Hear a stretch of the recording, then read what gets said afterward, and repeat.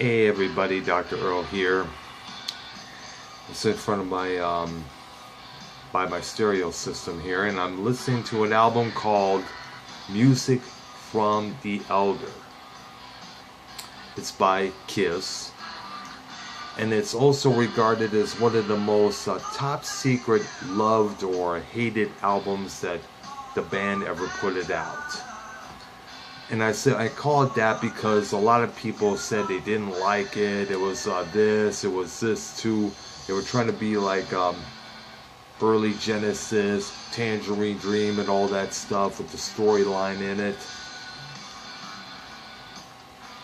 But then again, you have the other class of people who love it. Says this album should have got more recognition and such. Basically, it has now reached cult status, whereas back then it didn't even hardly even chart and only had limited single success. They didn't really tour for this album. They only did about a few live performances on Solid Gold, Studio 54, which they lip-synced, one of the closing track, I. He also did about 3 songs for the variety show Fridays on ABC that year. And that was about it. I guess they did some touring in Europe. Then, of course, they went back to their hard rock, near heavy metal status with Creatures of the Night, which I also reviewed on my channel here. It's up there. Basically, it's a concept album. Basically, we don't know who came up with the idea with the concept album, but at the time, the band was in a very downward period. Their last 2 studio albums didn't really peak that well. Unmasked, which came out the year before, was basically more of a pop record. And of course, the one before that, Dynasty, had somewhat of a disco theme to it, hence the single I Was Made for Loving You.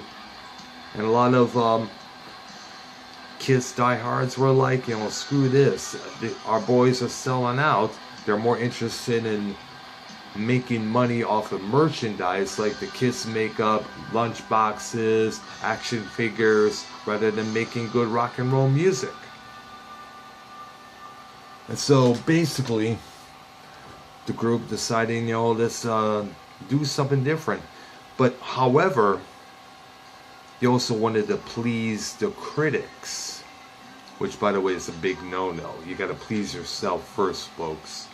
You can't really please a critic. You're always going to find something to gripe about. So they got Bob Ezrin, who produced The Destroyer a couple years earlier, who also was coming off the heels of the multi-successful concept album known as The Wall, the Pink Floyd album.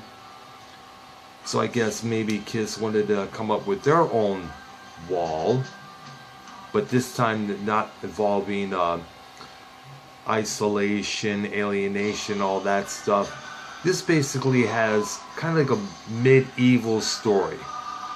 It tells the tale of the Council of Elders, known as the Order of the Rose, who get word that an evil being known as Mr. Blackwell is going to come down and rain terror over the planet. So they get this and they train this young boy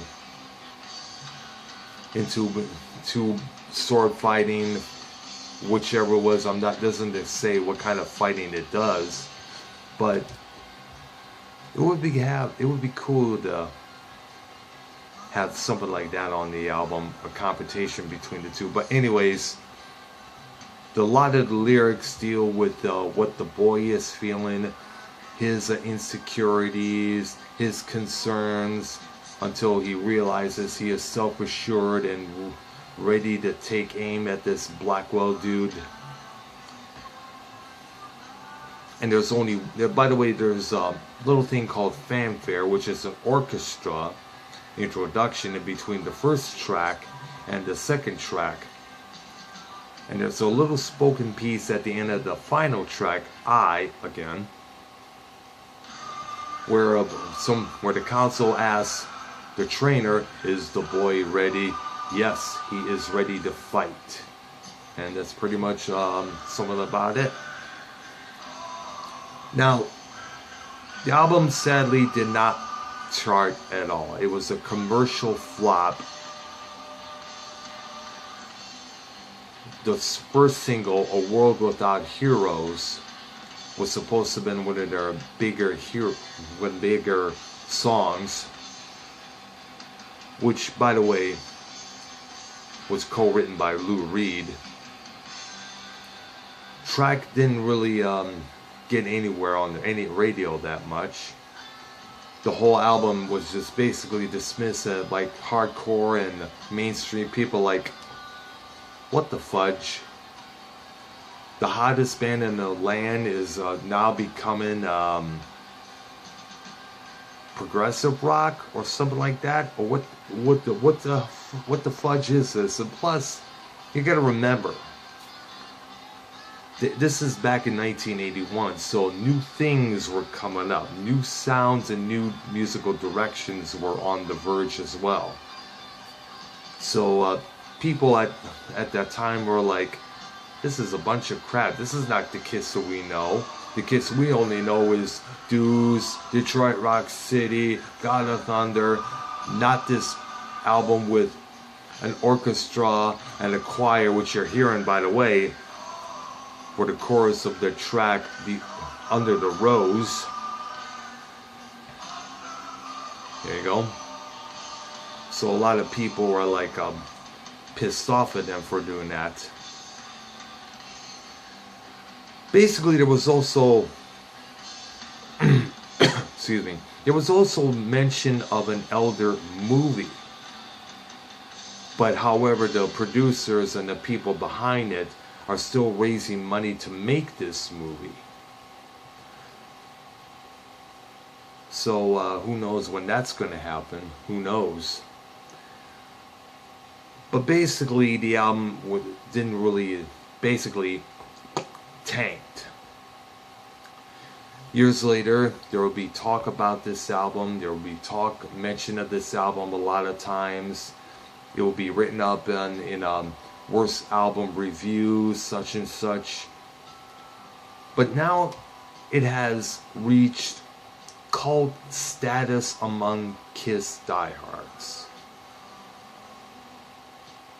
In fact, a lot of people have been requesting it, songs from the album when Kiss do their annual Kiss cruise or live shows. They did try to do one song from the album, but Gene obviously forgot the lyrics because it's been that long. In fact, there's a group called, a tribute group called Dressed to Kiss, where they performed the whole album in its entirety, including the makeup style they had at that time. You know, Gene with his, the bass player imitating Gene with his hair tied back and that Viking setup they got. And plus Paul Stanley with the purple headband that he was wearing at that time.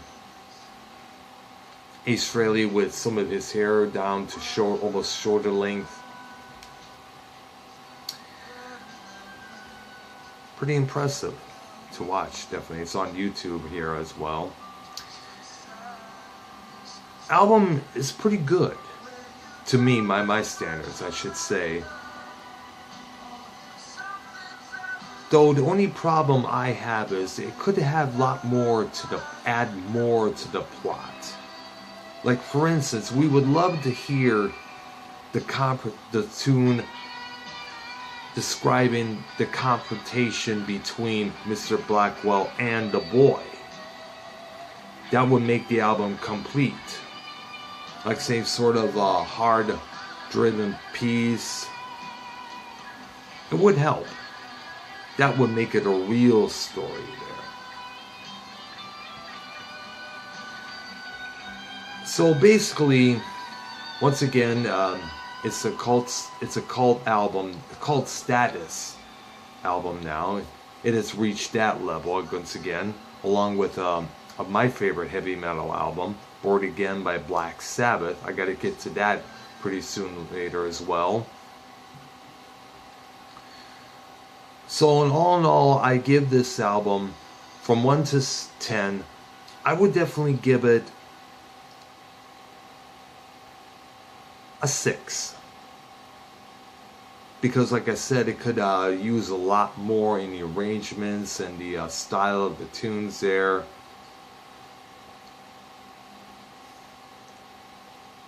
You know, but again, that's me, of course. Some people may like it as it is, so I have no problem with that.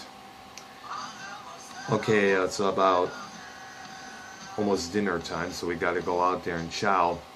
I'm Dr. Earl. Subscribe to my channel. Peace out.